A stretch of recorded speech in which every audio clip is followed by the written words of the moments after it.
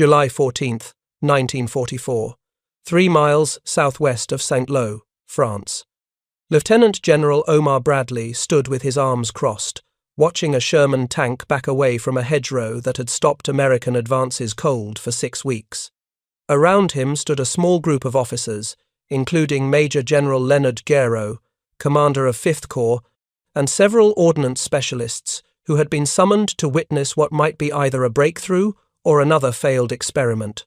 Welded to the front of the tank were 4 steel prongs that jutted forward like tusks, a contraption so simple that Bradley had initially dismissed the report when it first crossed his desk. But desperate times demanded desperate measures, and the American breakout from Normandy hung in the balance. The tank's engine roared to life. The driver shifted into gear and accelerated directly at the ancient earthen wall. 10 miles per hour. 15. The steel prongs struck the hedgerow with a sound like tearing canvas, a noise that would become familiar to American tankers across France in the coming weeks. Earth and roots exploded upward in a fountain of dirt. The tank did not climb or tilt. It drove straight through, its prongs cutting into the base of the hedgerow like enormous knives through tough fabric. And then, in less than 5 seconds, the Sherman burst through to the other side, trailing broken branches and torn vegetation but otherwise undamaged, its belly armor never exposed to enemy fire. Bradley's staff officers erupted in cheers. Ordnance specialists scrambled to examine the hedgerow, measuring the breach, checking for damage to the tank. The general himself remained silent for a moment, his mind already calculating the implications. If this device worked reliably, if it could be manufactured in quantity, if it could be installed on enough tanks before the planned offensive, then perhaps Operation Cobra could succeed. Perhaps the stalemate could be broken. He turned to Lieutenant Colonel John Medaris, his chief ordnance officer, and spoke words that would change the course of the war. I want these devices manufactured and fitted to as many tanks as possible. Every Sherman, every Stuart, every tank destroyer we can modify. I want them ready before Operation Cobra launches. Round-the-clock production. Use every ordnance unit, every maintenance depot, every welder we have. This is top priority. What Bradley had just witnessed was the solution to a problem that had threatened to turn the greatest amphibious invasion in history into a bloody stalemate.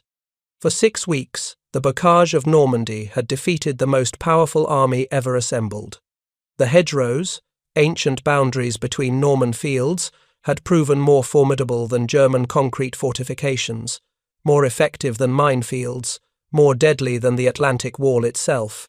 And the man who had solved this seemingly impossible problem was not a general with decades of military experience, not an MIT-trained engineer with advanced degrees, but a 29-year-old sergeant from New Jersey who had improvised a solution from scrap metal salvaged from German beach obstacles and applied nothing more complicated than common sense and a welding torch. This is the story of how Curtis Culin's simple welding trick broke the Normandy stalemate in 1 week and opened the road to Germany. 300 miles away, Supreme Commander Dwight David Eisenhower paced in his headquarters at Southwick House near Portsmouth, studying maps that told a story of mounting disaster. It was mid-June 1944. The D-Day landings, executed just days earlier, had succeeded beyond even the most optimistic projections. Despite horrific casualties on Omaha Beach, where American forces had nearly been thrown back into the sea, by nightfall of June 6th, more than 150,000 American, British, and Canadian troops had established footholds along 50 miles of French coastline. Within a week, the Allies had landed over 300,000 troops and established a continuous beachhead from the Cotentin Peninsula to Caen. The greatest amphibious assault in history had breached Hitler's Atlantic Wall. The fortress Europe that Nazi propaganda had declared impregnable had been penetrated. But the maps told a darker story. Yes, the landings had succeeded. The beaches were secure. Supplies were flowing ashore through the 2 Mulberry artificial harbours and directly over the beaches. But the advance inland, the rapid exploitation that was supposed to carry Allied armies deep into France, had stalled almost immediately. By mid-June, 2 weeks after D-Day, Allied forces controlled a beachhead barely 20 miles deep and 50 miles wide. More than 1 million troops were now ashore, but they were wedged into a narrow coastal strip, unable to advance, bleeding casualties by the thousands every day, and facing the very real possibility that the entire invasion might collapse into the same kind of static trench warfare that had characterized World War I. The grand strategy, carefully developed over 2 years of planning, called for rapid breakout from the beachhead. British and Canadian forces would seize Cayenne, a critical road and rail junction, on D-Day itself and push south into open tank country. American forces would cut across the Cotentin Peninsula, capture the port of Cherbourg within 9 days, then wheel south toward Brittany. Within 2 weeks, the Allied penetration was supposed to extend 15 miles inland along a continuous front. Mobile warfare, rapid exploitation, armoured thrusts deep into German rear areas. This was the vision that had guided planning. Instead, the Allies were bogged down in brutal close-quarter combat, advancing by yards rather than miles, losing thousands of men for tiny gains in territory. And the reason had a name: the Bocage, the hedgerows of Normandy. June 7, 1944. 24 hours. After the successful landing on Omaha Beach, soldiers of the 1st Infantry Division, the Big Red One, pushed inland from the coast. They were exhausted from the beach assault, having suffered nearly 2,000 casualties in the landing, but they were alive and they had broken through the Atlantic Wall. They expected to encounter retreating German forces, perhaps some hastily prepared defensive positions in the villages and towns inland. What they found instead was a landscape that seemed designed by nature itself to favour defenders and destroy attackers, a green maze that would prove more deadly than the German fortifications they had just overcome. Private James Henderson of the 26th Infantry Regiment wrote in his diary that first day, a passage that would be discovered decades later in the National Archives. "We thought we were through the worst after the beach. We had beaten the Atlantic Wall. We had survived the worst that Hitler could throw at us. Then we came to these hedges, these damned Norman hedges. God help us. God help us all." The hedgerows were not hedges in any sense that American soldiers understood. They were not like the decorative shrub borders that Americans knew from suburban yards back home. They were not agricultural fencing that could be cut or pushed aside. They were ancient fortifications, built up over centuries by Norman farmers who had shaped this landscape since the Middle Ages. The process had begun 1,000 years earlier when farmers cleared their fields of stones and rocks, piling them along property boundaries to mark ownership and create barriers for livestock. Generation after generation had added to these walls. More stones, more earth. Seeds from plants growing on top would fall and take root, trees would sprout. Over centuries, the walls grew into earthen banks, 3 to 12 feet high and 1 to 10 feet thick at the base. The soil composing these banks was packed hard as concrete, compacted by centuries of settling and reinforced by the root systems of the vegetation growing on top. On these earthen ramparts grew oak trees, hawthorn bushes, brambles, wild roses, and thorns that intertwined into barriers that rose 15 feet above the earthen base. The roots penetrated deep into the banks, some extending 10 or 15 feet down through the packed earth, creating a reinforced structure that was stronger than most man-made fortifications. These root systems were so dense, so thoroughly intertwined after centuries of growth, that the hedgerows could not be dug through without power tools, and could not be blown apart without massive explosive charges that would reveal American positions to every German within miles. These hedgerows surrounded irregular fields that varied wildly in size, but averaged 200 to 400 yards across. Some fields were nearly square, others were long and narrow, some were triangular. The pattern was completely irregular, the product of 1,000 years of inheritance law, land division, and agricultural practice. Aerial photographs taken by reconnaissance aircraft in the weeks before D-Day had revealed the true scope of the problem, though intelligence officers had failed to appreciate its tactical significance. One photograph of the American sector, covering just 8 square miles near St. Lo, showed nearly 4,000 separate hedgerow enclosed fields. Each field was a potential fortress. Each hedgerow formed a defensive wall, and there were thousands of them stretching across the entire American sector from the coast to the base of the Cotentin Peninsula and south towards St. Lo. For German defenders, every hedgerow was a ready-made defensive position superior to anything military engineers could construct. Machine gun teams could dig firing positions into the earthen banks, creating small apertures just large enough for the gun barrel that overlooked the open fields.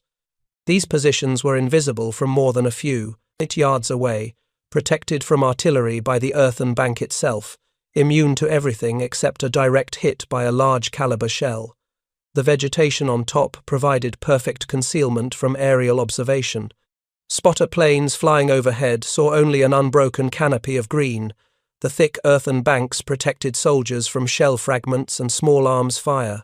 A German soldier crouched behind a hedgerow was safer than a soldier in a concrete pillbox, because the pillbox could be identified and targeted, while the hedgerow position was invisible until it opened fire. The tactical advantages for defenders were overwhelming.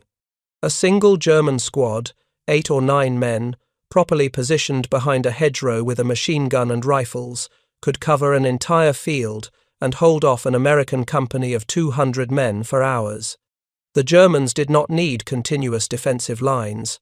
They did not need to man every hedgerow.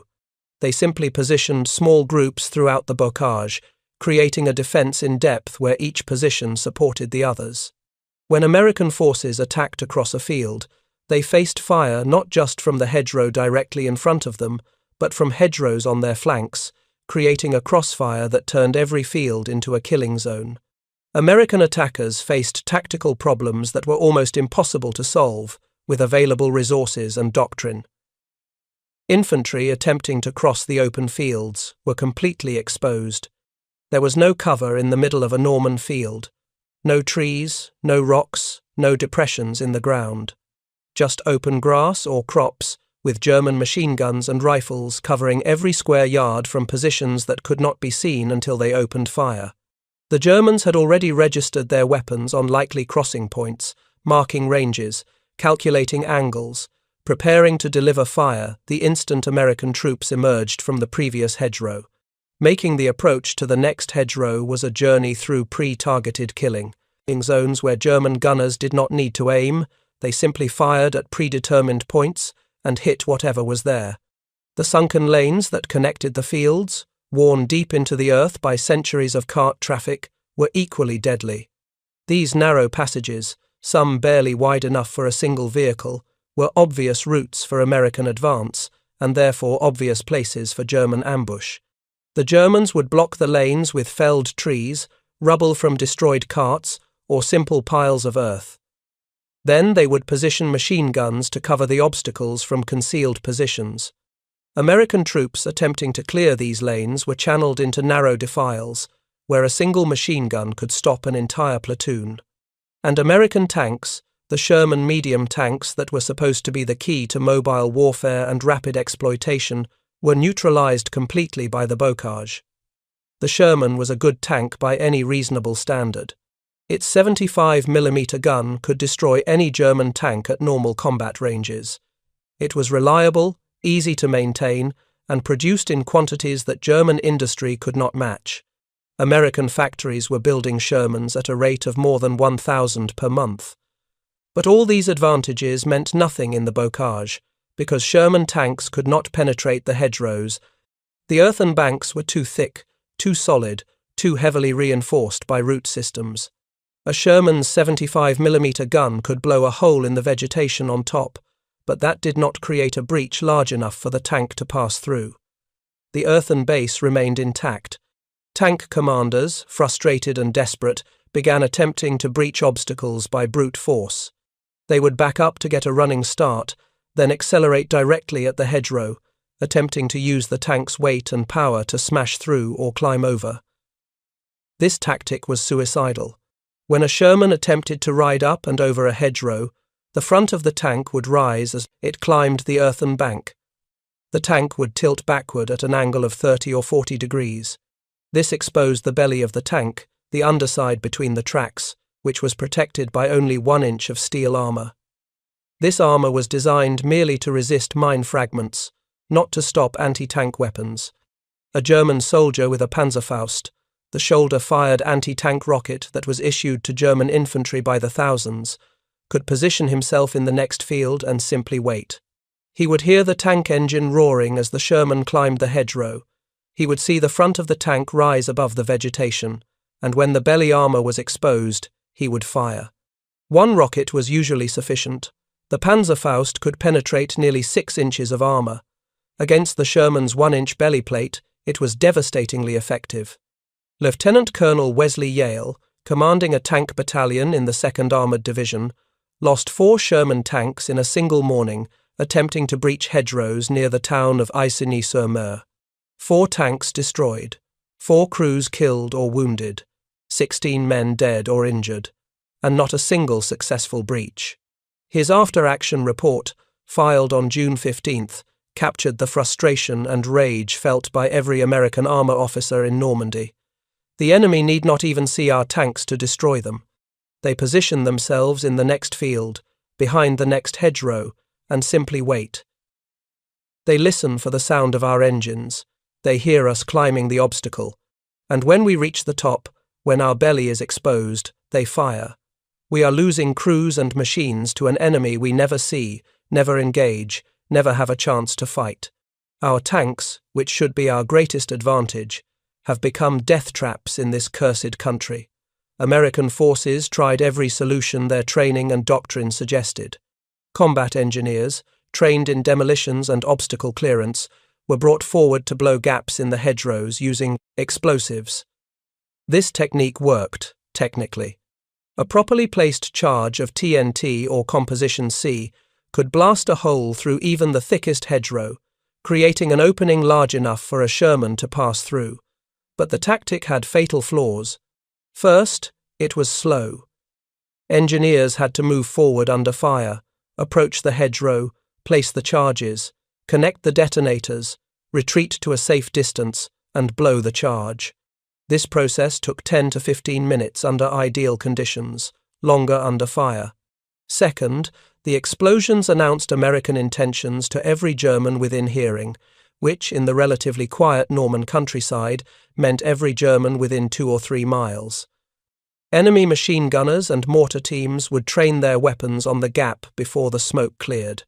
Third, American infantry and tanks advancing through these blown breaches were funneled into a single narrow opening that became a pre-targeted killing zone. German gunners did not need to search for targets. They simply fired at the gap and hit whatever came through. Specialized armored vehicles, particularly bulldozer tanks, proved little better. These were standard Sherman tanks fitted with heavy steel bulldozer blades on the front, designed originally for clearing beach obstacles during amphibious landings. In theory, these vehicles could push through or scrape aside the hedgerows, creating passages for following tanks. In practice, they became priority targets for German anti-tank gunners. The bulldozer tanks were slower than standard Shermans, less maneuverable, and highly conspicuous. German observers would identify them immediately and direct anti-tank fire at them, knowing that destroying the bulldozers would deny the Americans their primary means of breaching obstacles. The 75th Armored Division, which had landed in Normandy with 14 bulldozer tanks, lost 11 of them in the first 3 weeks of combat. By early July, American forces had virtually no bulldozer capacity left, and the few surviving vehicles were being hoarded for critical missions rather than routine hedgerow clearing. By late June 1944, 6 weeks after D-Day, the American advance had slowed to a nightmarish crawl measured not in miles per day but in yards per hour. The human cost was staggering and unsustainable. Official U.S. Army histories document that 8th Corps, advancing through the Bocage toward La Haye-du-Puits and Lessay, suffered over 10,000 casualties while advancing approximately 7 miles.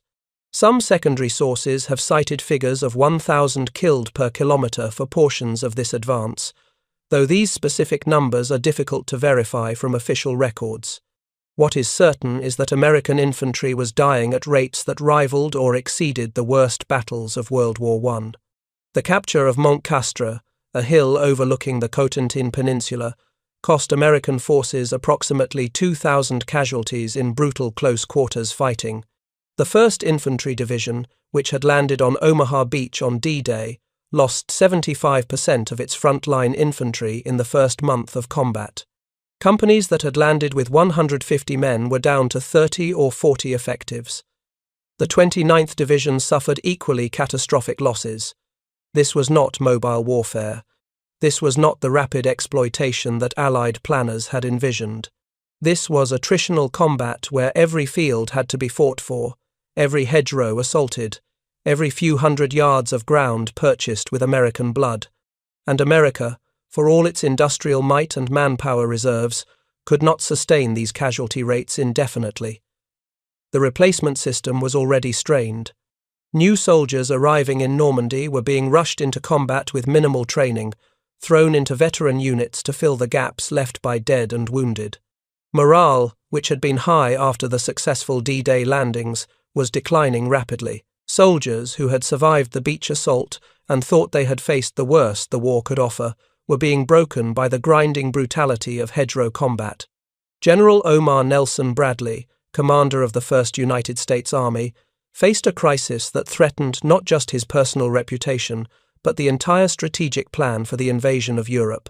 His forces were exhausted, demoralized, and bleeding irreplaceable infantrymen at rates that could not be sustained.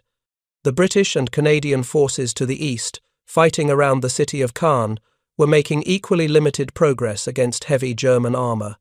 Field Marshal Montgomery's plan to seize Caen on D-Day had failed completely. The city would not fall until mid-July, more than a month behind schedule. The grand strategy that had guided 2 years of planning, the vision of rapid breakout and mobile warfare across France, was collapsing into the same kind of static trench warfare that had characterized the Western Front in World War I. Bradley's Chief of Staff, Major General Walter Bedell Smith, who also served as Eisenhower's Chief of Staff at Supreme Headquarters, described the situation in blunt terms that captured the growing sense of crisis. In the south of Normandy, he wrote in a memorandum to Eisenhower, "Every small field is a fortress, every hedgerow a German strongpoint. We are fighting World War I again, but this time the trenches are green and growing. Our advantages in mobility, armour, and firepower are negated by terrain. The Germans are trading space for casualties, and they are winning that exchange." The German defence of Normandy was brilliant in its simplicity and effectiveness.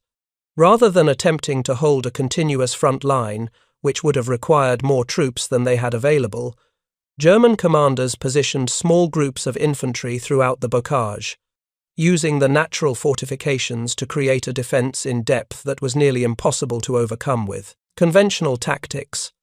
A typical German defensive position in the Bocage consisted of 2 or 3 machine gun teams, a mortar crew, and a handful of riflemen, perhaps 20 to 30 soldiers total.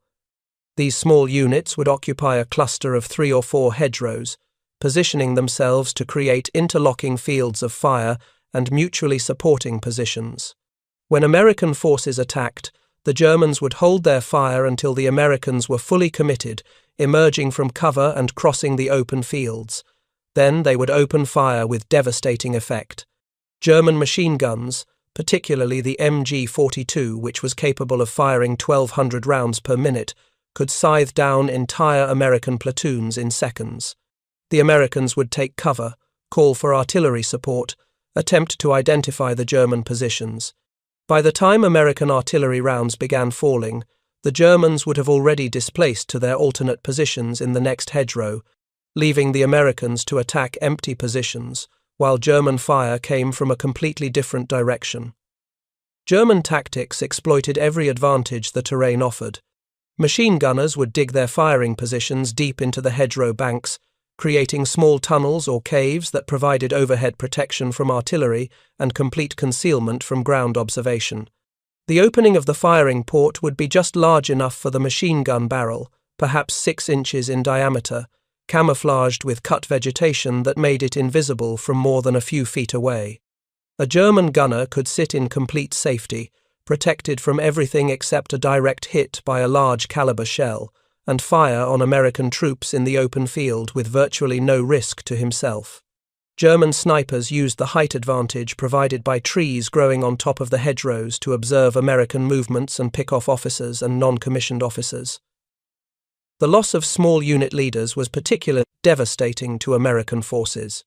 A rifle company that lost its experienced sergeants and lieutenants in the first few days of combat would be far less effective even if it received replacement officers, because the new leaders did not know the men, did not know who could be trusted in combat, did not have the bonds of mutual trust that held units together under fire. German snipers understood this and deliberately targeted anyone who appeared to be giving orders or carrying maps and radios. The Germans camouflaged their positions with extraordinary care and discipline. They would cut fresh branches every morning to replace wilting camouflage. They would cover the track marks left by their vehicles, sometimes going so far as to try to make flattened grass stand upright again.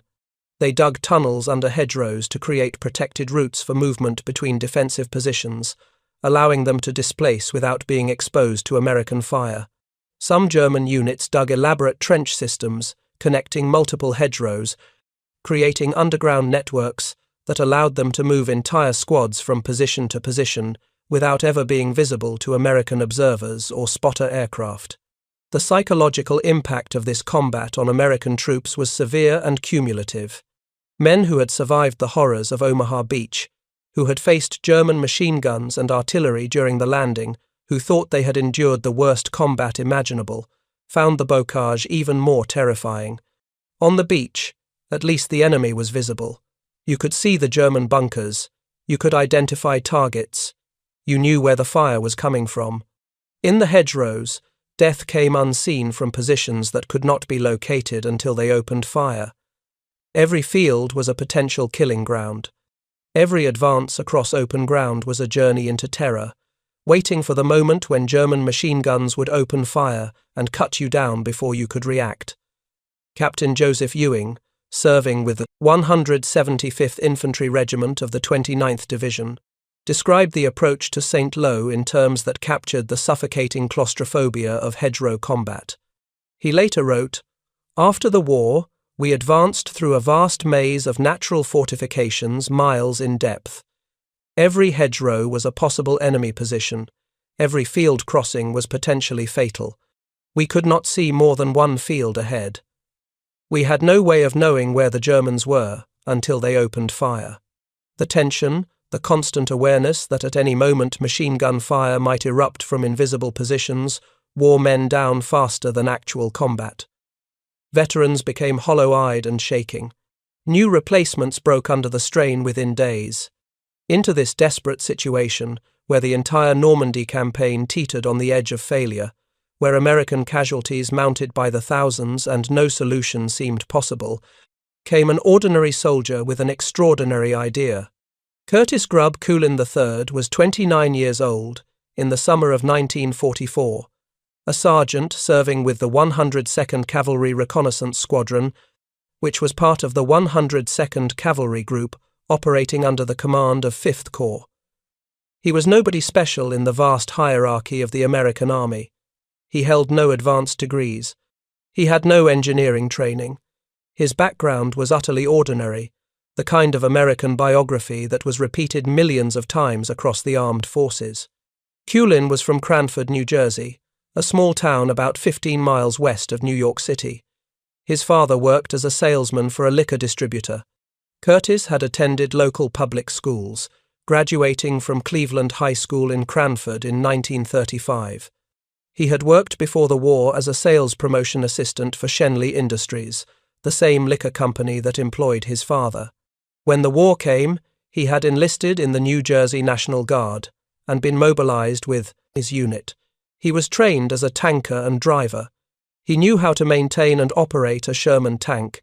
He knew how to fight in armored combat, but he had no special technical expertise that would suggest he was about to solve a problem that had baffled the best minds in the American military establishment.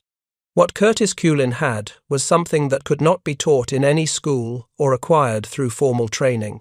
He had practical American ingenuity, the kind of problem-solving ability that came from growing up during the Great Depression when money was scarce and you learned to fix things yourself, to make do with whatever materials were available, to improvise solutions rather than waiting for someone else to solve your problems. This was a particularly American trait, born of a culture that valued individual initiative and practical results over formal credentials and theoretical knowledge. It was the same spirit that had driven American inventors and innovators for generations, from Benjamin Franklin experimenting with electricity to the Wright brothers building an airplane in a bicycle shop. In early July 1944, during a brief respite from combat operations, soldiers from Culin's unit gathered in an informal group to discuss the hedgerow problem. This was not an official meeting or planning session. It was just soldiers talking, sharing frustrations, venting anger about their situation. Tank crews, infantry, and officers all contributed to the conversation. They talked about friends who had been killed or wounded. They talked about tanks that had been destroyed attempting to breach hedgerows. They shared ideas, most of them impractical or impossible, about how to solve the problem. At some point in this discussion, a soldier from Tennessee made a suggestion that sounded to most of the group like a joke, or perhaps the ramblings of a man driven half-mad by combat stress. Military historian Max Hastings, in his book Overlord D-Day and the Battle, for Normandy, published in 1984, identifies this soldier only as a Tennessee hillbilly named Roberts. Hastings provides no first name, no rank, no unit designation, no documentation. Despite extensive research by military historians in the decades since, no primary source has ever been found that verifies this man's identity or even confirms his existence. The account rests entirely on Hastings' single mention, possibly based on oral history or anecdotal information that cannot be verified. Nevertheless, according to Hastings, this soldier said something like, "Why don't we get some saw teeth and put them on the front of the tank and cut through these hedges?" Most of the soldiers listening laughed or dismissed the idea immediately. It sounded ridiculous. Saw teeth on a tank? Like some kind of cartoon monster? But Curtis Culin, sitting quietly in the group, did not laugh. He heard something in the suggestion that others missed. He recognized that beneath the crude phrasing was a mechanically sound principle. If tanks could not climb over hedgerows without exposing their vulnerable undersides, and if they could not punch through the solid earthen banks by brute force, then perhaps they could cut through them. Use the tank's own weight and power to drive steel blades through the base of the hedgerow, severing roots and penetrating earth like a plough cutting through tough soil. Culin began thinking about the problem systematically. He envisioned a set of steel prongs or tusks projecting forward from the tank's hull. These prongs would need to be angled slightly downward so that when the tank drove into a hedgerow, they would bite into the earthen bank at ground level, rather than riding up the face of the obstacle. As the tank continued forward with full engine power, the prongs would cut through the roots and earth while the tank's weight kept it level and prevented the dangerous upward tilt that exposed the belly armor. The severed vegetation and earth would be pushed up and over the tank, but the tank itself would drive straight through the breach at ground level. The concept was simple, elegant, and achievable with available technology. But it required the right materials. The prongs needed to be strong enough to penetrate centuries of packed earth and dense root systems.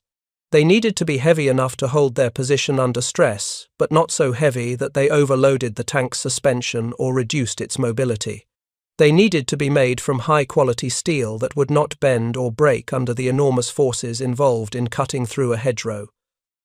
Where could such materials be found in Normandy in July 1944? The answer was literally lying on the beaches where the invasion had taken place 6 weeks earlier. Before D-Day, German engineers had installed thousands upon thousands of obstacles along the Normandy coast, creating a barrier system designed to destroy Allied landing craft before they could reach shore. Among the most common obstacles were devices called Czech hedgehogs, named for their resemblance to the anti-tank obstacles the Czech army had developed before the war. Each hedgehog was constructed from 3 steel I-beams, industrial-grade structural steel, about 6 feet long, welded together at angles to form a six-pointed obstacle that looked somewhat like a giant jack from a children's game. These hedgehogs were supposed to rip open the hulls of landing craft or provide anchor points for mines. In the event, the invasion had bypassed or destroyed most of them. Thousands of Czech hedgehogs now lay scattered along the invasion beaches, having failed to stop the Allied assault. They had been pushed aside by the landing forces, blown up by combat engineers, or simply bypassed. The steel beams, still intact and of excellent quality, were being collected in salvage yards behind the beaches, waiting to be shipped back to England for recycling. Here was exactly what Culin needed: high-quality structural steel, already cut to convenient lengths, available in unlimited quantities. All he needed was permission to experiment and access to welding equipment. Getting approval from his immediate superiors proved surprisingly easy. Officers at every level of the American army in Normandy were desperate for any solution to the hedgerow problem. When Curtis Culin approached his company commander with rough sketches and an explanation of his concept, including where he planned to source materials, the captain gave immediate approval. Within 48 hours, Culin had been given access to a Sherman tank for experiments, welding equipment from the unit maintenance section, and authorization to organize a work party to retrieve steel beams from a salvage yard near Omaha Beach. The prototype took 3 days to construct in early July 1944. Culin and his work party selected 4 sections of steel I-beam from the salvage yard, each approximately 5 feet long and weighing about 100 pounds. They used cutting torches to bevel the forward ends of the beams, creating angled cutting edges that would bite into earth and roots more effectively than blunt ends. They welded a horizontal crossbar to hold the 4 prongs in position, spacing them evenly across the width of the tank's front hull.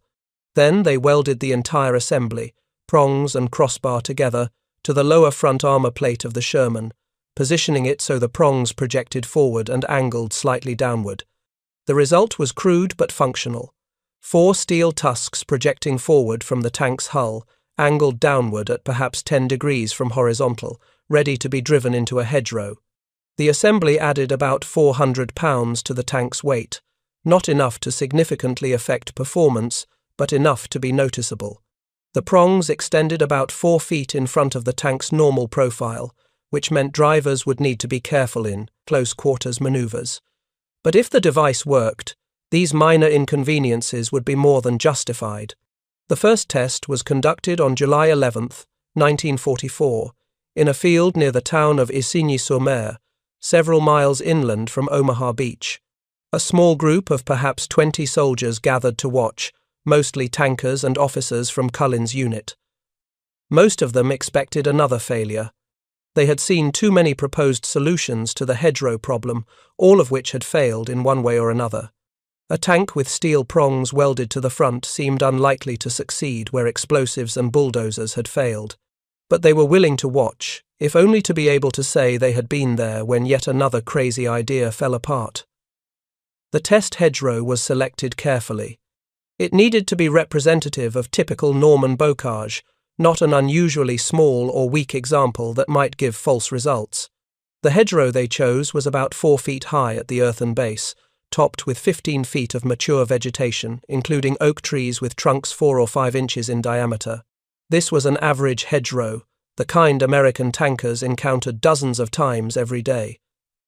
If Culin's device could breach this obstacle, it could breach most of the hedgerows in Normandy. The Sherman tank backed up to give itself room to build speed. The driver, a corporal from Pennsylvania whose name has not been preserved in historical records, was understandably nervous. If the device failed, if the tank bellied up on the hedgerow as so many tanks had before, he and his crew might be the next casualties of the bocage. But he trusted Sergeant Culin, who had explained the theory carefully and seemed confident it would work. The driver shifted into gear, advanced the throttle, and aimed directly at the hedgerow. 5 miles per hour, 8, 10. The tank hit the hedgerow with the prongs leading. There was a sound like heavy canvas tearing, a deep ripping noise as steel cut through earth and roots. The prongs bit into the earthen bank and penetrated deep. For a moment it seemed the tank might stall, might be stopped by the resistance of the obstacle. Then the engine roar increased. The driver gave it full throttle. The tank's treads gripped the ground and pushed forward. Earth fountained up and over the tank's hull, blown upward by the force of the breach. Branches snapped. Tree trunks splintered. Vegetation showered down on the turret and rear deck. And then, less than 5 seconds after impact, the Sherman burst through to the other side of the hedgerow, trailing broken branches and torn roots, but otherwise completely undamaged. The tank had not climbed the obstacle. It had cut through at ground level, exactly as Culin had predicted. The watching soldiers erupted in cheers and shouts. Some of them were crying, not from sadness but from relief and hope. For 6 weeks they had watched friends die in futile attempts to breach these obstacles. For 6 weeks they had felt helpless against terrain that seemed unconquerable. Now, suddenly, impossibly, a simple device made from scrap metal had solved the problem. The tankers surrounded Culin, shaking his hand, pounding his back, thanking him with a fervour that embarrassed the modest sergeant. Officers who had witnessed the test were already calculating implications. If this worked once, it could work again. If one tank could be modified, all tanks could be modified. If the device was as simple and quick to manufacture as it appeared, then perhaps the entire American armor force could be equipped before the planned offensive. But a single successful test, however dramatic, was not enough to transform the course of a military campaign. The device needed to prove itself in repeated trials under various conditions. More tests were conducted over the next 2 days. Different hedgerows, different angles of approach, different speeds. Every test succeeded. The device worked reliably, predictably, safely. Tank crews quickly learned the optimal technique. Approach at 10 to 12 miles per hour. Aim directly at the hedgerow, not at an angle. Give full throttle at impact. The tank would shudder as the prongs bit into earth, but it would drive straight through without climbing or exposing its belly. Breaching time averaged 5 to 8 seconds from impact to emergence on the far side. Word of Culin's invention spread rapidly through the 2nd Armoured Division and beyond. Within 3 days of the first successful test, Major General Edward Brooks, commanding the 2nd Armoured Division, had seen reports and requested a formal demonstration. Brooks was a competent, aggressive commander who understood armor tactics and recognized a breakthrough when he saw one. He immediately grasped the significance of Culin's device and understood that it needed to be demonstrated to the one man whose approval and support could authorize mass production and force-wide implementation. On July 13th, General Brooks sent a message to 1st Army Headquarters requesting that Lieutenant General Omar Bradley visit the 2nd Armoured Division area for a demonstration of a new hedgerow breaching device. Bradley, buried under reports and complaints about the stalled offensive, was initially skeptical. He had seen proposed solutions before, all of which had failed. But Brooks insisted this was different, and Bradley trusted his division commanders. He agreed to visit the following day, July 14, 1944. The demonstration that opened this narrative. Bradley arrived with his entourage, including Major General Leonard Hedgerow of 5th Corps and several ordnance specialists. 2 tanks had been prepared for demonstration, a light M5A1 Stuart tank and a medium Sherman, both equipped with Culin's device. The hedgerow selected for the demonstration was carefully chosen to be representative of typical Bocage terrain. 5-foot earthen bank topped, with thick brush and mature trees, the kind of obstacle that had stopped American advances for 6 weeks. Bradley and his officers took up positions where they could observe clearly without being in danger if something went wrong. The light tank performed first, backing up to gain speed, then accelerating directly at the hedgerow. The impact, the sound of tearing earth and breaking roots, the fountain of dirt exploding upward, and then the tank bursting through in less than 5 seconds. Before anyone could react, the Sherman demonstrated the same capability with even more dramatic effect. Its greater weight and power drove through the obstacle like it was soft clay, rather than centuries-old earthen wall reinforced with tree roots. Bradley stood silent for a moment, his mind racing through implications. 6 weeks of stalemate, Thousands of casualties, an offensive about to be launched that might fail if tanks could not maneuver through the Bocage. And here, demonstrated twice in the space of 2 minutes, was the solution. Simple, reliable, achievable with available materials. He turned to his ordnance chief and issued the orders that would change everything. The conversation that followed the demonstration lasted less than 10 minutes, but set in motion a manufacturing effort unprecedented in its speed and scale. Bradley wanted these devices on as many tanks as possible before Operation Cobra launched. The offensive was scheduled to begin in 11 days, on July 25th. That meant 11 days to manufacture hundreds of devices, transport them to units scattered across Normandy, and weld them onto tanks. It meant round-the-clock production. It meant mobilizing every ordnance unit, every maintenance depot, every welder in the American sector. It meant improvising a mass production system for a device that had been invented less than a week earlier. Lieutenant Colonel John Medeiros, 1st Army Ordnance Officer, was given personal responsibility for the manufacturing program. He was a West Point graduate, class of 1930, a professional officer with extensive experience in logistics and materiel. He understood immediately that this was not a routine production job. This was an emergency crash program that might determine the outcome of the entire Normandy campaign. Medeiros returned to his headquarters, and within hours had issued orders that would set in motion the most rapid military production program of the war. Every ordnance company, maintenance battalion, and repair depot in the American sector received orders on July 14th to begin immediate production of hedgerow cutting devices. Specifications were transmitted by telephone and radio. 4 steel prongs, approximately 5 feet long, made from German beech obstacle steel. Beveled cutting edges on the forward ends. Crossbar to hold prongs in position. Entire assembly welded to lower front hull of tank, simple enough that any competent welder could fabricate it. Complex enough that it required skill and care to ensure the welds would hold under combat stress. The raw material was abundant. Salvage yards behind the beaches contained thousands of tons of steel from destroyed German obstacles. Trucks began hauling steel beams to ordnance units across Normandy. The beams arrived in bundles, still covered with rust and barnacles from their time underwater, some still showing damage from explosives or shell fire. Ordnance troops would sort through the beams, selecting those that were straight and undamaged, rejecting any that showed cracks or severe corrosion. The selected beams would be cut to length using acetylene torches, beveled on the ends, and set aside for welding. The welding work was brutal. Summer heat in Normandy in July 1944 reached into the 80s and 90s Fahrenheit. Welders worked in heavy leather protective gear, wearing face shields and gloves, manipulating steel beams that weighed over 100 pounds each. The work was done outdoors or in canvas-sheltered areas because there was no time to set up proper workshops. Each device required multiple hours of welding. The 4 prongs had to be welded to the crossbar. The crossbar had to be welded to the tank's hull. Every weld had to be strong enough to withstand the enormous forces generated when the tank drove into a hedgerow at full speed.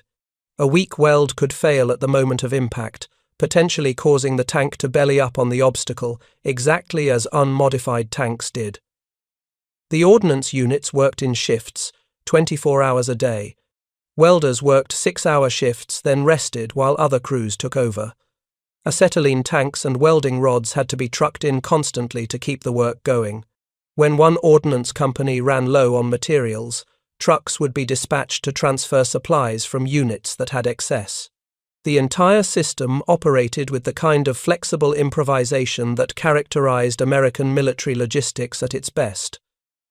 There were no detailed plans, no carefully calculated production schedules. There was only the urgent need to produce as many devices as possible before Operation Cobra launched.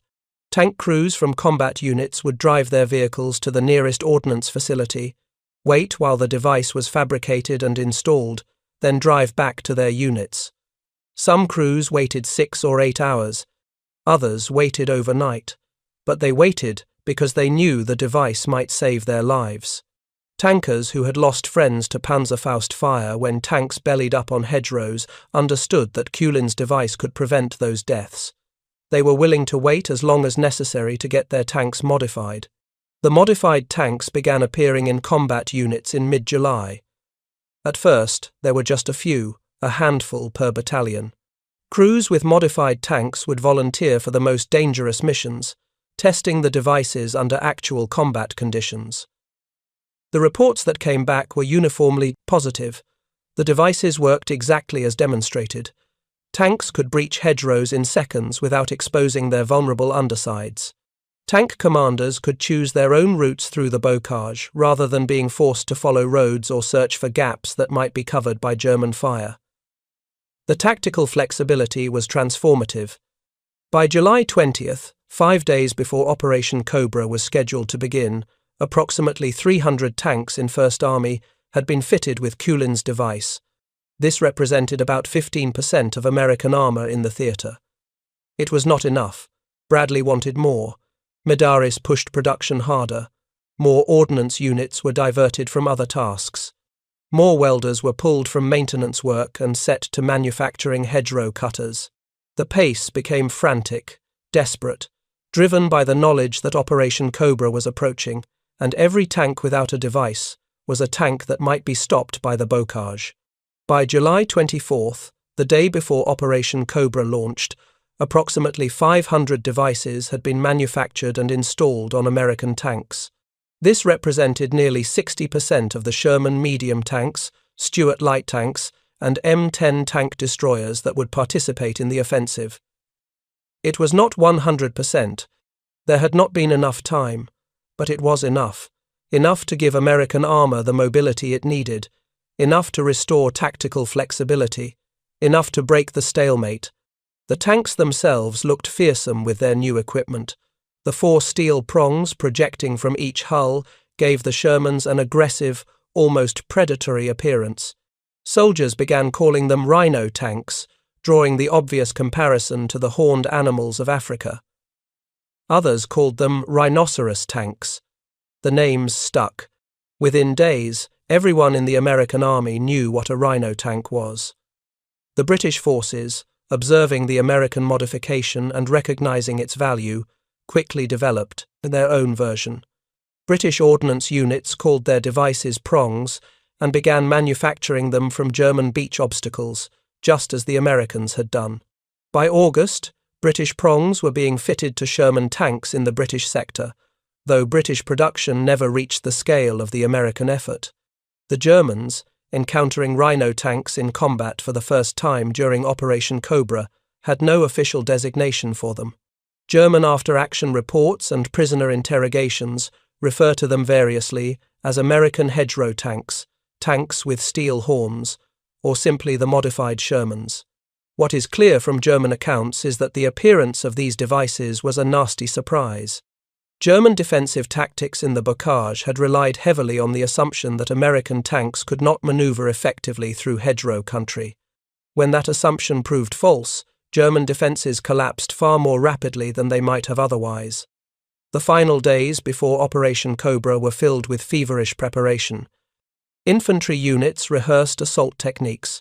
Artillery officers registered their guns on pre-planned targets. Air Force liaison officers coordinated with ground units to ensure close air support would be available. And throughout the American sector, hundreds of Sherman tanks with newly welded steel prongs conducted final tests, training crews in the techniques of hedgerow breaching, ensuring that when the offensive began, armor could exploit any breakthrough achieved by infantry and air power. July 25, 1944, 0940 hours. The sky over Normandy filled with the sound of approaching aircraft. More than 1,500 B-17 Flying Fortress and B-24 Liberator heavy bombers, flying in formations so large they darkened the sky, approached their targets in a rectangular area northwest of St. Lo. The bombers had taken off from bases in England hours earlier, climbing to altitude over the English Channel, forming up into their massive formations, then flying south across the invasion beaches toward their assigned target zones. The target area for the carpet bombing was a rectangle approximately 5 miles long and 1.5 miles wide between the towns of Montreuil and Hebecrevon. This was the sector held by German forces directly in the path of the planned American offensive.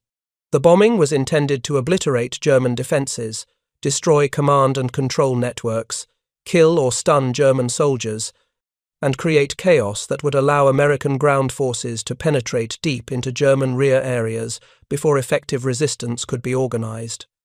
The bombardment began at exactly 0940. The first bomber wings released their loads from altitude. High explosive bombs and fragmentation bombs fell in a deadly rain. The effect on the ground was apocalyptic. Bombs weighing 500 pounds, 1,000 pounds, even 2,000 pounds, detonated in rapid succession. The earth heaved and shook, trees were blown to splinters, hedgerows were obliterated, buildings collapsed. German soldiers caught in the open or in inadequate shelters were killed instantly by blast or shredded by flying fragments. Those who survived the initial explosions were left stunned, deafened, unable to think or function. The bombing continued for nearly 1 hour. Wave after wave of heavy bombers passed over the target area, each plane releasing its bombs, then turning for the flight back to England. Following the heavy bombers came approximately 1,000 medium bombers and fighter bombers, carrying incendiary bombs and additional high explosives. By the time the last aircraft departed, approximately 3,300 tons of high explosive bombs and 60,000 incendiary bombs had been dropped on the target area. The bombardment covered 12 square kilometers with approximately 5,000 bombs per square kilometer. The landscape was transformed into a Purbrand 25 moonscape of overlapping craters, splintered trees, and burning debris. But the precision that bombardiers had hoped for proved impossible to achieve. The target area was close to American front lines, separated in some places by only a few hundred yards. Thick clouds obscured visibility. Bomb aiming was done by dead reckoning and radar, both imprecise methods under the best circumstances. Some bombs fell short of the target zone, landing instead on American positions. The results were tragic. 111 American soldiers were killed, and nearly 500 wounded by bombs from their own aircraft. Among the dead was Lieutenant General Leslie James McNair, who had been observing the bombardment from a forward position with troops of the 30th Infantry Division. McNair was the highest-ranking American officer killed in combat in the European theatre during World War II. He held the rank of Lieutenant General at the time of his death, though he would receive a posthumous promotion to full general. His death was a severe blow to American morale and a stark reminder of the risks of close air support. The friendly fire casualties on July 25th added to casualties from a similar incident the previous day, when initial bombing runs had been aborted due to weather, but not before some aircraft had already released their bombs, killing and wounding over 150 Americans. The total friendly fire casualties from the Operation Cobra bombardment exceeded 800 killed and wounded. Despite these tragic losses, the bombardment achieved its primary objective. German defences in the target area were effectively destroyed. The Panzer Lehr Division, one of the elite German armoured formations defending the sector, was reduced to a remnant of its former strength. Its commander, General Fritz Bayerlein, later described the scene in terms that captured the sheer, overwhelming violence of the bombardment. I observed a pall of dust with fountains of earth spewing high in the air. My front lines looked like a landscape on the moon, and at least 70% of my troops were out of action, dead, wounded, crazed, or numb. Approximately 1,000 German soldiers were killed in the bombardment. Dozens of command posts were destroyed, obliterating the command and control network that coordinated German defences. Communications were cut, telephone lines were severed by explosions, radio antennas were knocked down. Officers attempting to give orders found themselves unable to communicate with subordinate units. Survivors of the bombardment emerged from their shelters stunned, deafened, many of them suffering from concussion and shock. German defensive positions that had withstood weeks of American attacks were obliterated in less than an hour. Into this chaos, American ground forces advanced. The 7th Corps, commanded by Major General J. Lawton Collins, formed the main thrust of Operation Cobra. Collins was one of the most aggressive and competent corps commanders in the American Army, a man who understood the importance of maintaining momentum and exploiting success. His nickname was Lightning Joe, earned during fighting in the Pacific, and it reflected his tactical philosophy of speed and violence of action. 3 infantry divisions formed the assault force for 7th Corps, the 4th Infantry Division on the right flank, the 9th Infantry Division in the centre, the 30th Infantry Division on the left. These divisions had been fighting in Normandy since D-Day.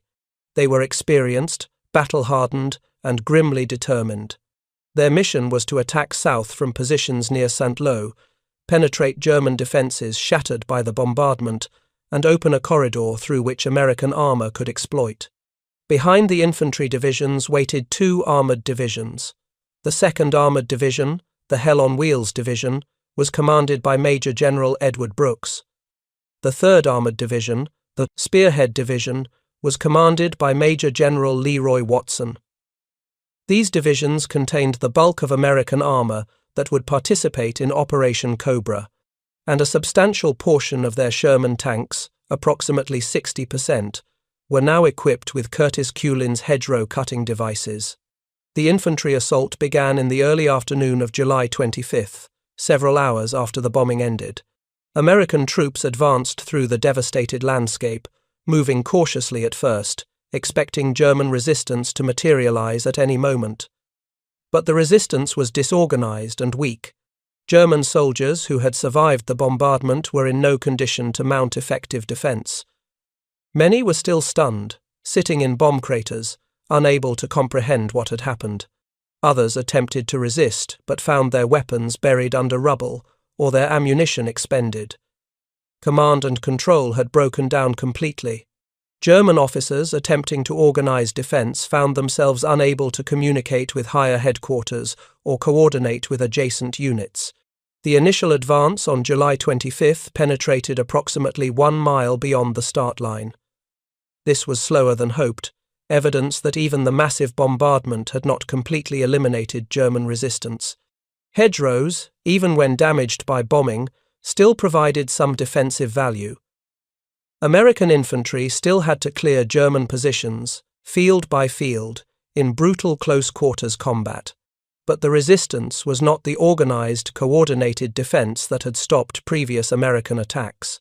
This was the fighting of scattered survivors, individual acts of courage or desperation rather than systematic defense in depth. Major General Collins, monitoring the advance from his forward command post, recognized something that others might have missed. The German resistance, though still deadly, was not coherent. There was no defensive plan being executed, no coordinated counterattacks, no systematic attempt to establish new defensive positions. The German command structure had been destroyed by the bombardment. Units were fighting in isolation, without support, without direction. The German front line was not bending under American pressure. It was breaking. Late in the afternoon of July 25th, Collins made the bold decision that would transform Operation Cobra from a limited offensive into a breakthrough that changed the entire Normandy campaign. He ordered his 2 armoured divisions to begin their exploitation immediately, ahead of the original schedule. The plan had called for infantry to open a wide corridor before armour advanced. But Collins saw that waiting might allow the Germans time to recover, to establish new defensive positions, to bring up reinforcements. He decided to commit his armour while the Germans were still reeling from the bombardment, gambling that American tanks could exploit the chaos before German defences could solidify.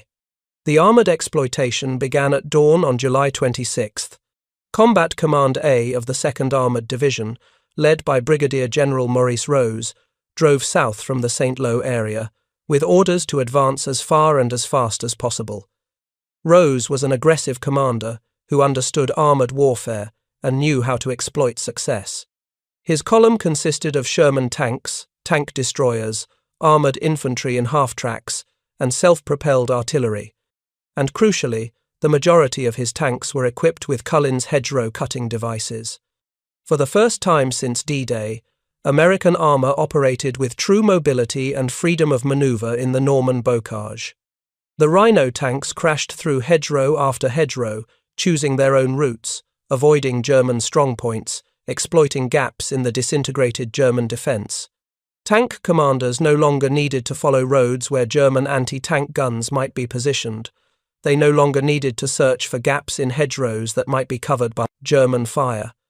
They simply drove cross-country, breaching obstacles at will, maintaining momentum, preventing Germans from establishing new defensive positions.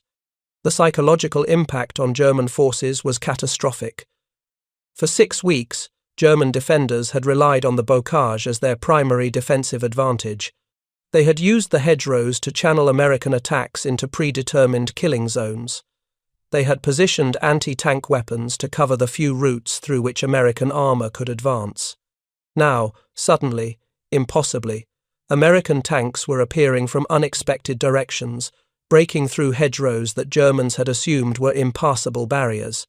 The entire German defensive system, carefully constructed over weeks of combat, was rendered obsolete in a single day. German attempts at counterattack proved futile.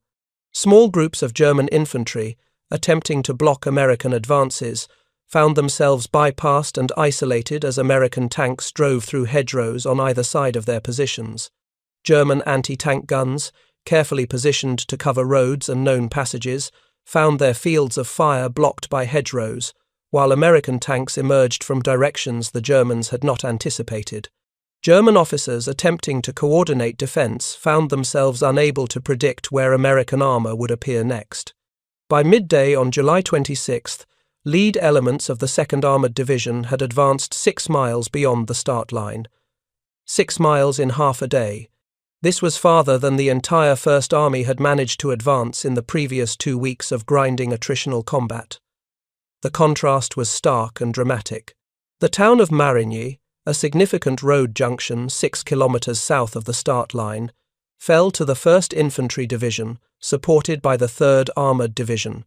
German prisoners, many of them reinforcements who had just arrived from training battalions in Germany, surrendered in such numbers that American units simply directed them to walk to the rear without guards. There were not enough military police to process them all. A senior non-commissioned officer in a German medical unit, identified in captured documents only by his last name Culin, wrote in his diary on the evening of July 26th, "Today we understood that everything is lost. The Americans have broken through. Their tanks are everywhere. They come from directions we thought impossible. Our defensive positions that held for weeks are suddenly worthless. The men are talking among themselves in ways that would have been unthinkable a week ago. They speak of survival, not victory. They speak of escape, not defense. Morale has collapsed overnight." July 27th, the American advance accelerated. The 30th Infantry Division, which had suffered the worst of the friendly fire casualties on July 25th, reported in words that would become famous, "This thing has busted wide open." The 3rd Armored Division reached the area around Coutances, a critical road junction approximately 15 miles behind what had been the German front line just 2 days earlier. German forces attempting to withdraw south to avoid encirclement found their routes blocked by American armor that had already penetrated deep into their rear areas. Entire German units were cut off, surrounded, destroyed, or forced to surrender. The breakthrough, achieved by July 28th, exceeded even Bradley's optimistic projections. American forces had penetrated more than 20 miles beyond the start line in just 3 days. The German 7th Army, which had fought the Americans to a standstill for 6 weeks in the Bocage, was in full retreat, its units scattered and disorganized, its command structure shattered, its ability to conduct coordinated defense destroyed. The Bocage, the nightmare terrain that had seemed to make sustained offensive operations impossible, was now behind American lines. Ahead lay the relatively open country of central France, where American mobility and firepower advantages could be employed without restriction. Post-battle analysis, conducted by American intelligence officers in the weeks following Operation Cobra, revealed the decisive role of the Rhino tanks. Staff officers examined after-action reports interviewed unit commanders, and compiled statistics on how hedgerows had been breached during the offensive. The conclusion was clear and dramatic. Approximately 70% of successful hedgerow breaches during Operation Cobra were accomplished by tanks equipped with Culin's devices. The remaining 30% required engineer support with explosives, bulldozers, or manual labor, all of which were significantly slower and more vulnerable to German defensive fire. Tank crews reported that the Culin devices allowed them to breach typical Norman hedgerows in less than 10 seconds from initial impact to emergence on the far side. This speed was absolutely critical to maintaining momentum and preventing German forces from repositioning to counter each breach. Previous methods of breaching hedgerows had required anywhere from 10 minutes to half an hour, allowing Germans to prepare defensive fire against any breach. The speed advantage provided by the Rhino tanks gave American forces the tactical surprise and tempo that made rapid exploitation possible.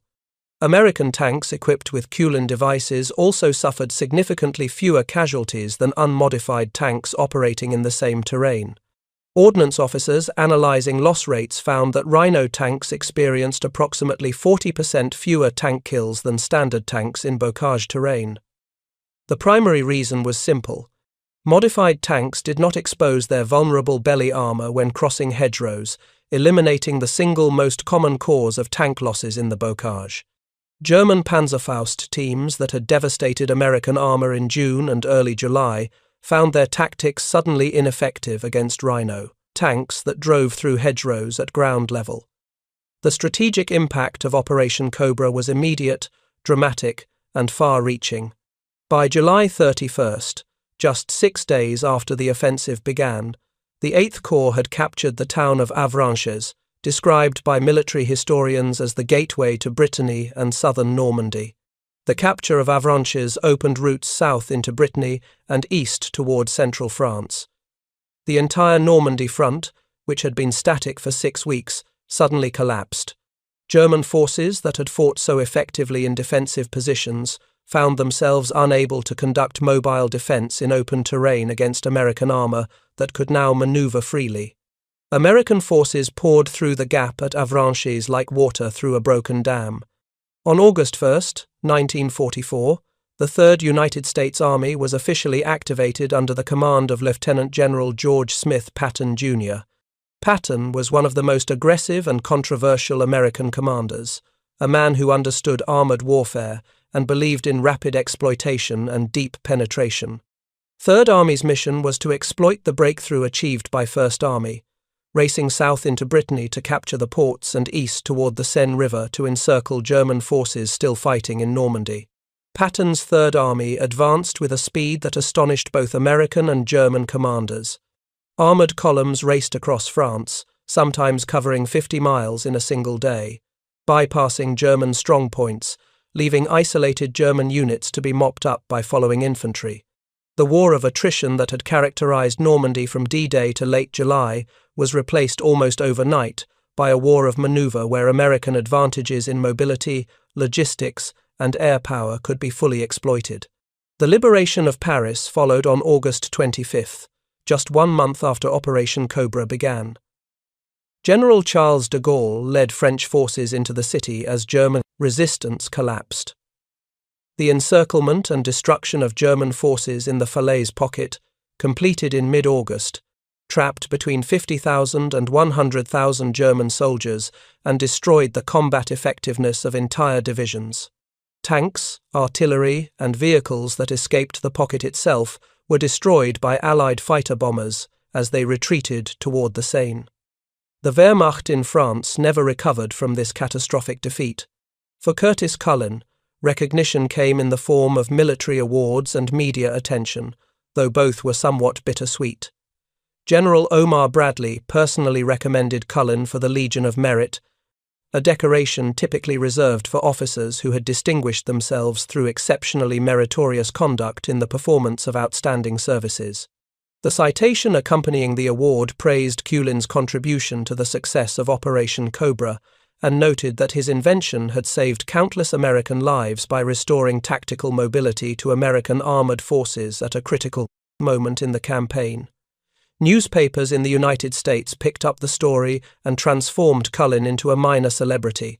The Cranford Citizen and Chronicle, his hometown newspaper, published a feature article on September 7, 1944, describing how a local sergeant had invented a device that revolutionized warfare in Normandy and contributed to the Allied breakthrough. The article included interviews with Culin's parents, who still lived in Cranford, and descriptions of his pre-war life as an ordinary young man working in the liquor industry. The story fit perfectly into the American narrative of citizen soldiers using practical ingenuity to overcome obstacles that defeated trained experts. But Curtis Culin himself, demonstrating the modesty that characterized him throughout his life, refused to take full credit for the invention. In interviews with his commanders and later with journalists, he repeatedly attempted to give credit to the Tennessee soldier whose offhand suggestion had sparked the initial idea. Culin insisted that this man, whoever he was, deserved recognition for the concept, even though Culin had been the one to develop the actual working device, build the prototype, test it, and demonstrate it to Bradley. This attempt at sharing credit, though honorable, was largely forgotten in the publicity surrounding the invention and Culin's rising fame. The Tennessee soldier, identified by historian Max Hastings only as Roberts from Tennessee, vanished from the historical record. Despite extensive research by military historians in the decades since, no primary source documentation has ever been found that verifies this man's identity, rank, or unit. The entire account rests on Hastings's single mention in his book, possibly based on oral history or anecdotal information that cannot be independently confirmed.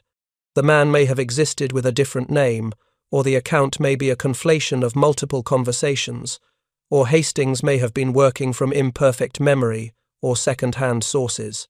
The mystery remains unsolved. 4 months after his moment of triumph at the July 14th demonstration, Curtis Culin's war ended in Germany's Hurtgen Forest. November 1944. The 102nd Cavalry Group, along with numerous other American units, fought in the Hurtgen Forest, a heavily wooded area along the German-Belgian border southeast of Aachen. The Battle of Hurtgen Forest was one of the longest and most brutal battles fought by American forces in Europe, a grinding attritional struggle in terrain that resembled the Bocage in its difficulty, but with the added horrors of winter weather and fanatical German resistance on their own soil. During combat operations on November 2, 1944, Sergeant Curtis Culin was moving through the forest when he stepped on a German anti-personnel mine. The explosion shattered his left leg. He fell, and in falling detonated a second mine that severely wounded his right thigh. He was evacuated under fire by his comrades, transported to a field hospital, then evacuated through the medical chain to rear area facilities in Belgium and eventually England. Surgeons saved his life, but could not save his leg. The shattered limb was amputated. His combat service was over. Curtis Culin returned to the United States in 1945 for continued recovery and rehabilitation. He married Bernice Enright in 1945 in Cranford, though the marriage would later end in divorce in the early 1950s. He settled in New York City and, like millions of other veterans, returned to civilian life and attempted to build a normal existence after years of war.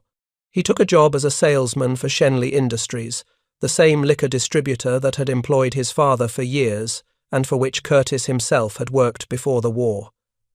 He raised a family. He lived quietly. He rarely spoke about his wartime experiences or his contribution to the Allied victory in France.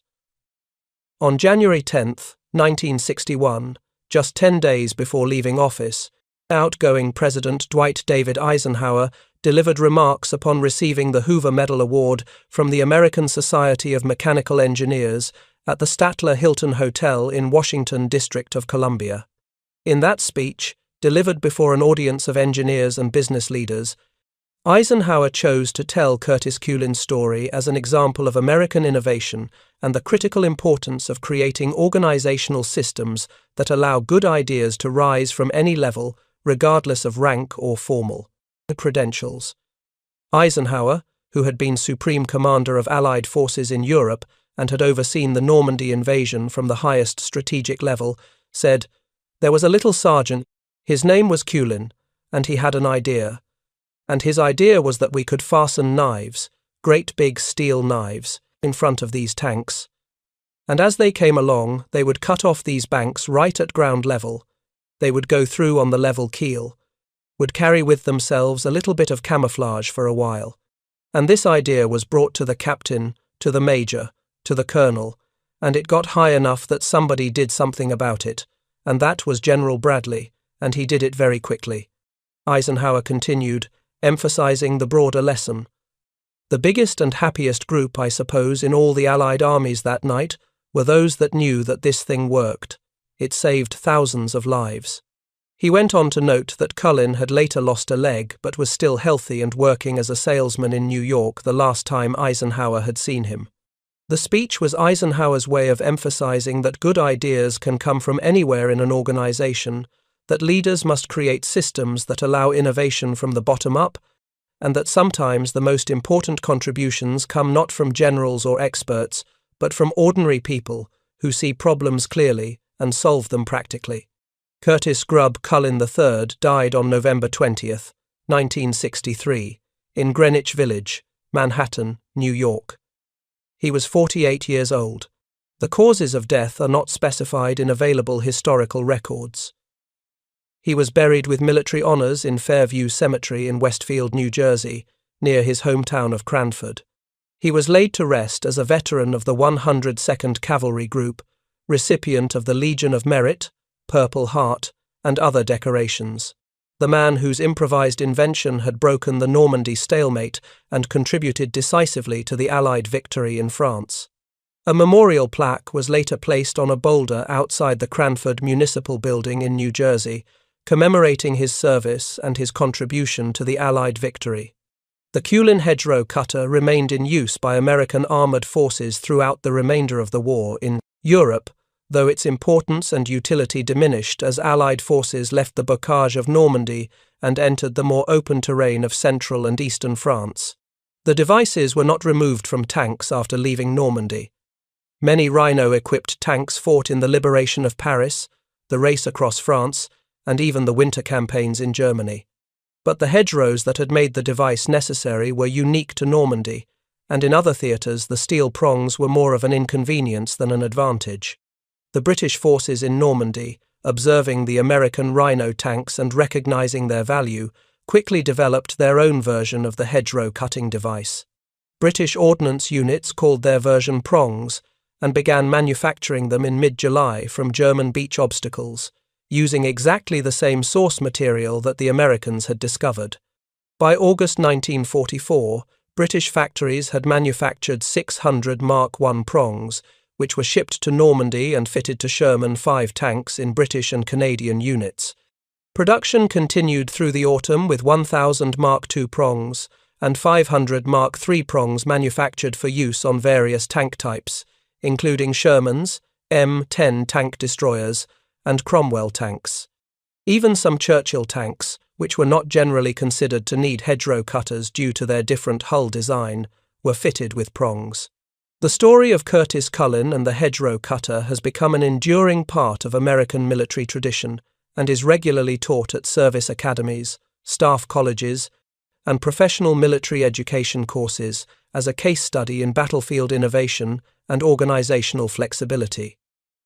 The story illustrates several lessons that remain relevant to military operations decades later. First, it demonstrates the critical importance of creating organizational cultures that encourage innovation at all levels of the command structure. Curtis Culin was a sergeant, an enlisted man, not an officer or a trained engineer, yet his immediate superiors were willing to listen to his idea, provide resources for testing, and forward the successful demonstration to higher command levels. This willingness to take ideas seriously regardless of their source was characteristic of the American military at its best.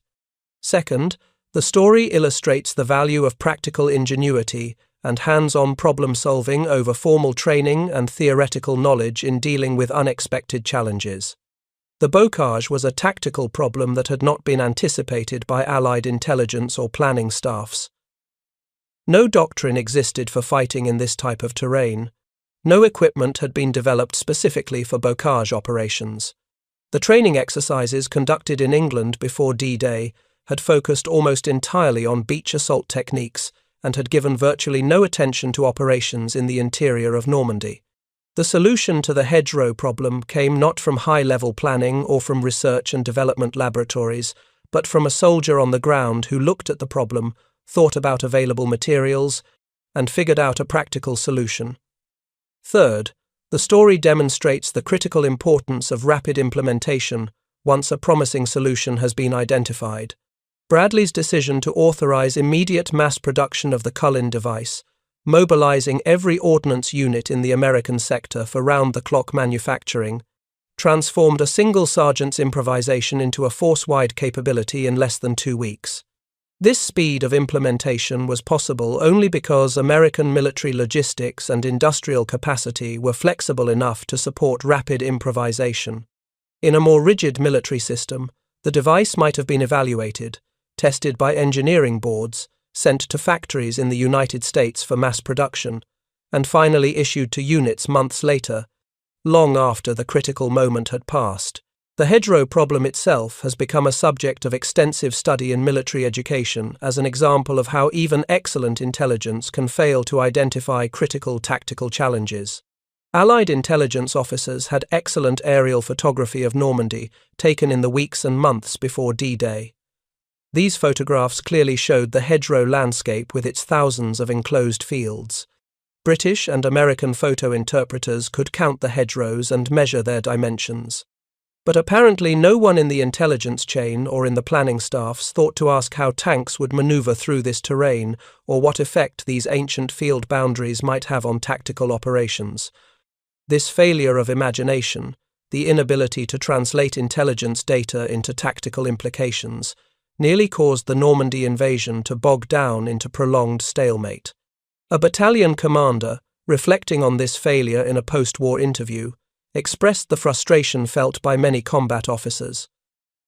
"We were rehearsed endlessly for attacking beach defences. We practiced amphibious landings again and again. We knew exactly what to expect on the beaches, and we had trained specifically for those challenges. But not one day was given to training for operations inland. Not one exercise simulated fighting in Bocage terrain. We walked into Normandy completely unprepared for the actual fighting we would face, and thousands of men died because of that failure." The American soldiers who fought through the Bocage in June and July 1944 experienced some of the most difficult and demoralizing combat conditions of the entire war in Europe. They fought in terrain that negated most of their advantages in firepower, mobility, and air support. They suffered casualties at rates that rivaled or exceeded the worst battles of World War I. They watched friends and comrades die in attacks that seemed futile, assaulting positions that seemed impossible to overcome.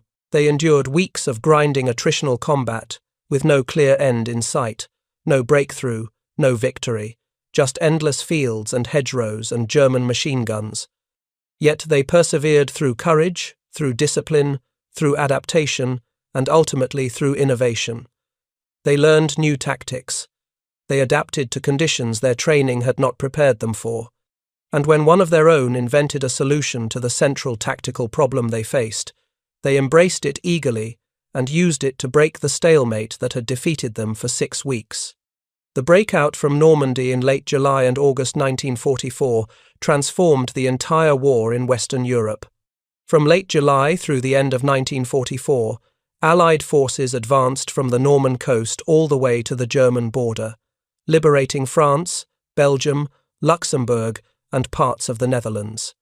German forces, which had fought the Allies to a standstill in the Bocage, never recovered from the catastrophic defeats at Falaise and during the subsequent retreat across France. The Wehrmacht's combat power in the West was effectively destroyed. Entire divisions ceased to exist. Equipment that had taken years to produce was abandoned or destroyed. The road to Germany lay open. The final collapse of Nazi Germany in May 1945 was the result of relentless pressure from multiple directions. Soviet forces advancing from the east having driven the Germans back from Stalingrad and Moscow all the way to Berlin. Allied strategic bombers destroying German industry from the air, crippling the Nazi war economy, and Anglo-American armies driving into Germany from the west, having crossed the Rhine and penetrated deep into the German heartland. But the Western Allied advance, which contributed decisively to Germany's final defeat, began with the breakout from Normandy. And that breakout began when a sergeant from New Jersey figured out how to cut through a hedgerow using scrap steel and common sense. The story of Curtis Culin is ultimately a story about what happens when ordinary people confront extraordinary challenges and refuse to accept that problems are unsolvable. It is about organizational cultures that value results over credentials and are willing to listen to ideas from any source. It is about the practical American tradition of hands-on problem solving, the belief that any problem can be solved if you think about it clearly enough and are willing to improvise with available materials. It is about the decisive impact that individual initiative can have on the course of history when that initiative is supported by leaders who recognize good ideas and act on them quickly. The steel prongs that Curtis Culin welded to the front of a Sherman tank in July 1944 broke more than hedgerows. They broke a stalemate that had threatened to turn the greatest amphibious invasion in history into a bloody failure. They broke German confidence in their defensive strategy and their belief that the Bocage made them invincible.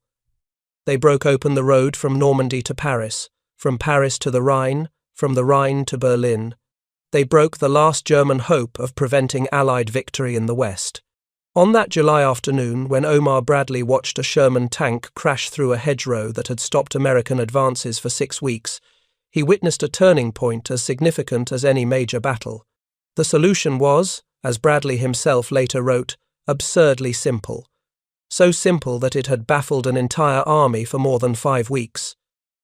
But simplicity does not diminish importance. Often the best solutions are simple. Often the most effective weapons are not the most sophisticated but merely the ones that solve the immediate problem. Sometimes a sergeant with a welding torch and an open mind accomplishes what generals and engineers with all their training and resources cannot. The Rhino tanks rolled through France in the summer and autumn of 1944, their steel prongs cutting through obstacles that had seemed impassable, restoring mobility to American armor, enabling the rapid exploitation that carried Allied armies from Normandy to Germany. They were crude devices, improvised from scrap metal by desperate men fighting a war that had to be won. They added nothing to the firepower of the tanks they equipped. They required no advanced technology, no exotic materials, no sophisticated manufacturing. They were simply steel prongs welded to the front of tanks. But they worked. And in war, that is all that matters. In war, the weapon that solves the problem is the best weapon, regardless of how simple or sophisticated it might be. Curtis Culin never sought glory or fame for his invention. He tried repeatedly to share credit with the man whose casual suggestion had sparked his thinking, though that man's identity remains lost to history. He returned to civilian life after the war and lived quietly, working as a salesman, raising a family, rarely speaking of his wartime service or his role in one of the most important innovations of World War II. But history remembers him. Military historians remember him. The tankers who used his device and survived battles they might otherwise have lost remember him. And the story of his innovation continues to be told to new generations of soldiers and officers as an example of what individual initiative and practical problem-solving can achieve. The greatest weapons are not always the most powerful or the most advanced. Sometimes they are simply the ones that solve the problem at hand, created by ordinary people with extraordinary insight, tested under the most demanding conditions possible, and implemented with the speed and determination that only nations fighting for survival can muster. The story of the Rhino tanks and the sergeant who invented them stands as enduring testament to the power of innovation, the importance of organizational flexibility, and the decisive impact that individual initiative can have when leaders are wise enough to recognize good ideas and bold enough to act on them immediately. Curtis Culin's simple welding trick broke the Normandy stalemate, changed the course of World War II, and helped free a continent from tyranny. That is a legacy that deserves to be remembered.